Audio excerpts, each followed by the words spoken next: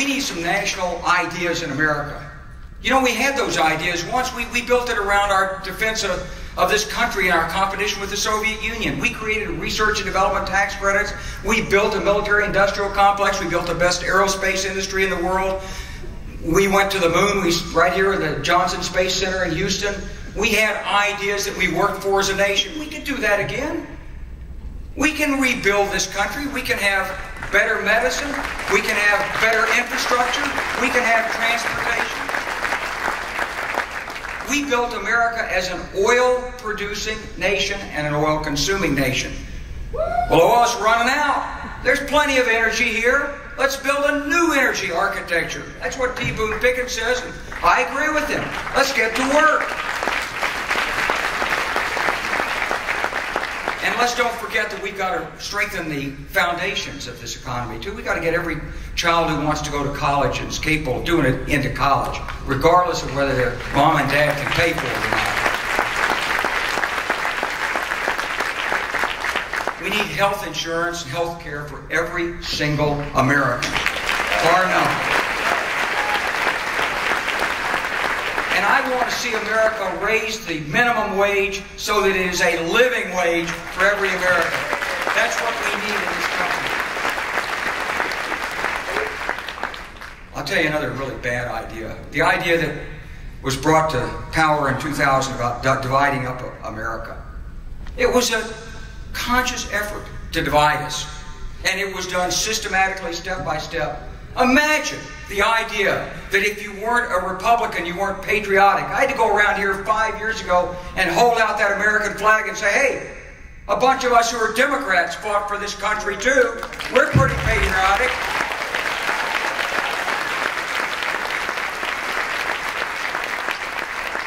And can I just ask all the veterans, would you just stand up and let us recognize you?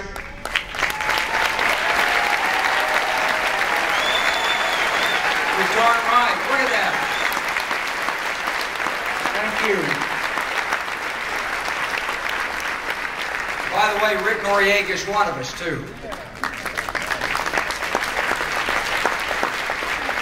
Talk about dividing us. You go around Little Rock, Arkansas, and you look at these bumper stickers. You probably got them down here. It says, I'm a Democrat and a Christian. As though it's some incompatible set of ideas. Who is that party to try to tell us Americans that we can't be religious, that we can't have faith, that we can't believe in God and country if we don't vote their way? Their ideas don't work. You've seen 8 years of evidence of it. Throw them out.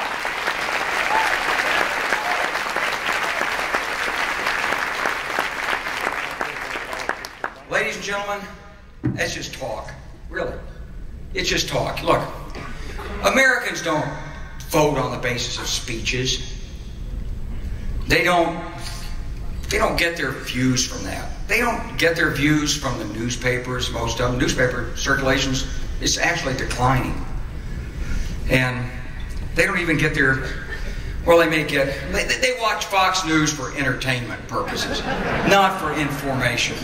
It's just the way it is in America. No, they get their real views and they form their opinions from the people they know personally, that they respect, that they associate with. They listen to you. They see you in the business community, they see you in the social clubs and the Lions clubs or Rotary or the Chamber of Commerce or the Bar Association.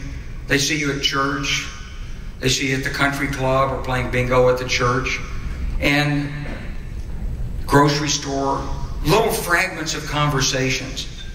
And they gradually take ideas and sift through them. And they'll take your ideas before they'll take anybody's ideas they don't know. You have to do this work for us. It's a ground game. It's not just the ground game that we talk about in political campaigning where you go out and organize and sign up a bunch of people to do phone banks. That helps. But I'm talking about the real ground game that you must do. You must go after your relatives and your friends and your close associates, step by step, in a very diplomatic way, in a tactful way. Look, all of us have changed our ideas at one time or another in life. There's no shame in it. You're supposed to be wiser from the experience. And we've had 8 long years of some really tough experiences in this country.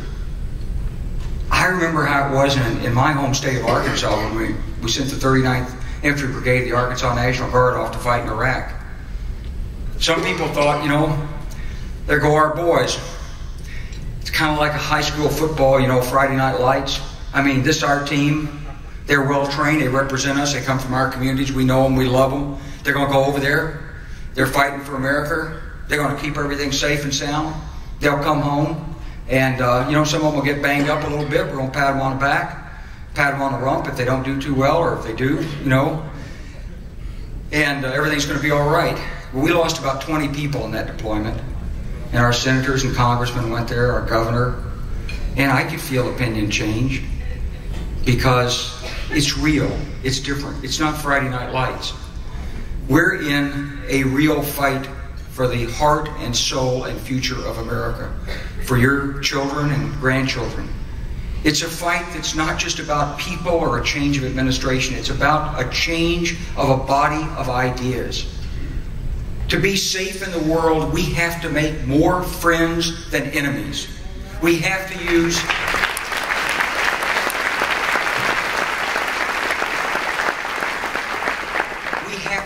all the weapons that America possesses, our ideals, our diplomacy, international law, our alliances, the exchange of information, international police organizations, and only as a last resort do we send in our own troops.